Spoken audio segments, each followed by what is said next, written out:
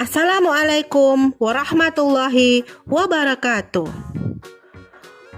Pada kesempatan kali ini, kita akan belajar tentang bioteknologi. Pelajaran kelas 9 semester 2. Tujuan pembelajaran adalah menjelaskan pengertian bioteknologi, menjelaskan pengertian bioteknologi pangan, menjelaskan penerapan bioteknologi pangan dalam kehidupan. Anak-anak, pernahkah kalian makan nata de coco? Nata de coco apabila dicampur dengan es buah dan dimakan pada siang hari, rasanya akan sangat menyegarkan. Tahukah kalian, nata de coco adalah salah satu produk bioteknologi dengan bantuan agen bakteri Acetobacter psilinum. Tidak cuma nata de coco yang kita jumpai, ada banyak bioteknologi yang kita kenal dalam kehidupan sehari-hari. Di antaranya ada tempe, tapai, keju, kecap, yogurt, dan roti. Lantas, apakah bioteknologi itu? Bioteknologi adalah cabang ilmu yang mempelajari pemanfaatan makhluk hidup dalam menghasilkan barang dan jasa. Makhluk hidup yang dimanfaatkan oleh bioteknologi disebut agen bioteknologi. Agen bioteknologi berupa mikroorganisme yang membantu dalam proses pembuatan bioteknologi.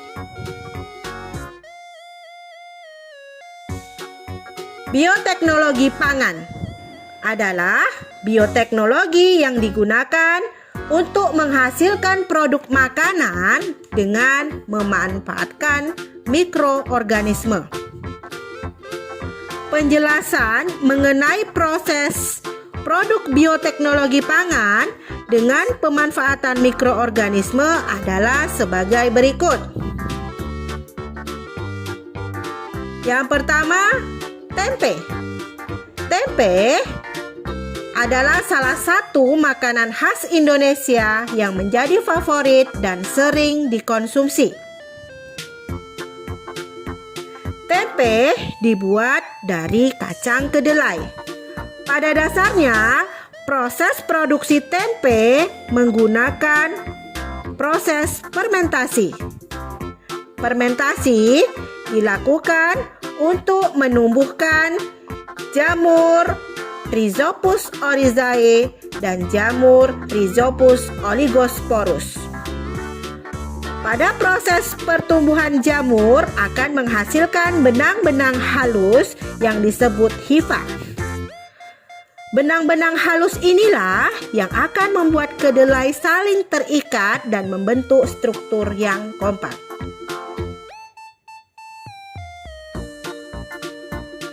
Yang kedua, tapai.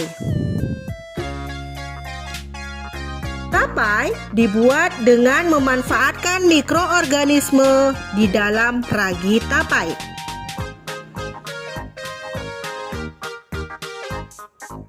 Salah satu mikroorganisme yang berperan dalam pembuatan tapai adalah Khmer Saccharomyces cerevisiae.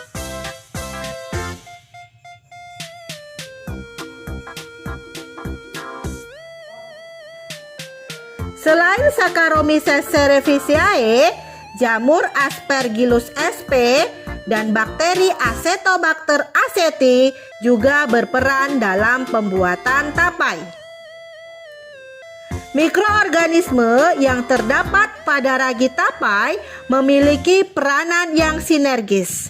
Artinya, mikroorganisme tersebut akan bekerja sama untuk mengubah bahan baku dari singkong atau beras ketan menjadi tapai. Selama proses pembuatan tapai, terjadi pemecahan amilum menjadi glukosa dengan bantuan jamur Aspergillus sp.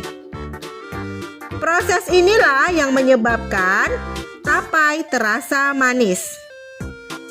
Selanjutnya, gula atau glukosa akan difermentasi menjadi alkohol dengan bantuan Saccharomyces cerevisiae.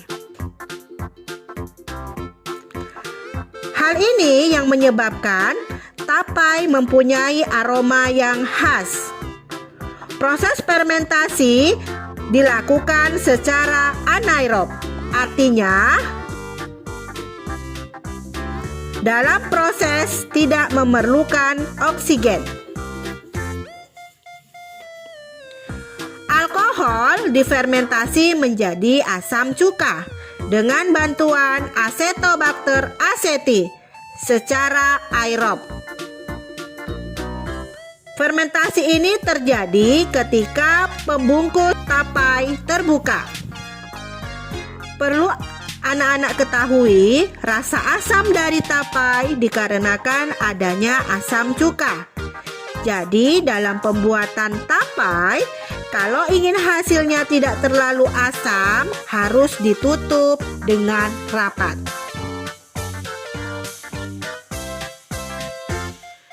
Yang ketiga, yogurt.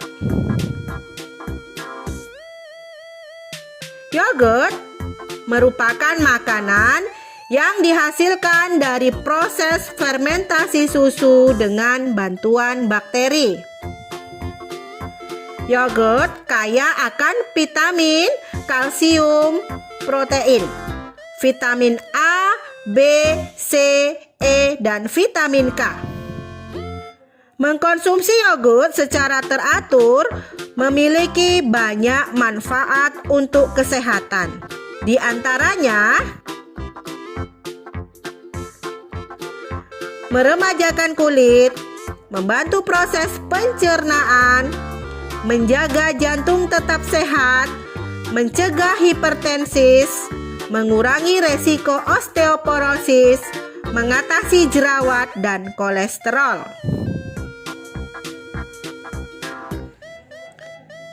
Proses fermentasi susu menjadi yogurt melibatkan peranan bakteri asam laktat. Misalnya, Lactobacillus casei, Streptococcus thermophilus, Lactobacillus bulgaricus, dan Bifidobacteria. Yang keempat, keju. Keju merupakan makanan yang dibuat dari koagulasi dan pengentalan protein kasein susu.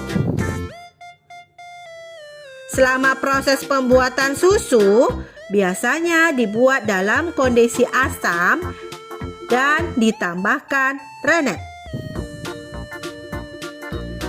Pengemasan susu dapat dilakukan dengan menambahkan bakteri asam laktat seperti Lactococcus sp, Lactobacillus bulgaricus, Streptococcus thermophilus. Yang kelima, kecap. Kecap merupakan salah satu bioteknologi yang terbuat dari kacang kedelai. Secara tradisional, proses pembuatan kecap melibatkan hidrolisis dan fermentasi dengan menggunakan jamur. Seperti Aspergillus oryzae, Aspergillus solzae, Aspergillus wenti. Yang keenam, roti.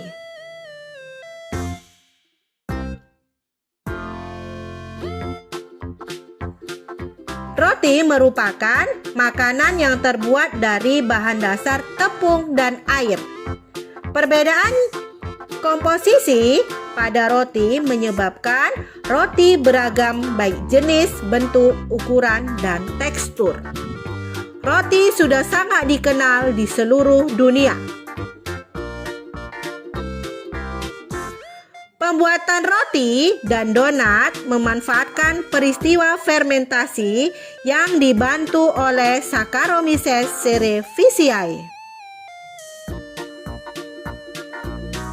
Fermentasi yang dilakukan oleh Saccharomyces cerevisiae menghasilkan banyak karbon dioksida dan sedikit alkohol.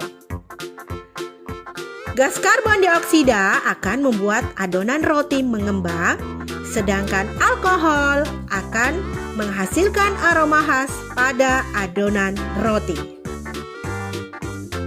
Sekian dulu video pembelajaran peranan bioteknologi dalam kehidupan. Semoga bermanfaat. Wassalamualaikum warahmatullahi wabarakatuh.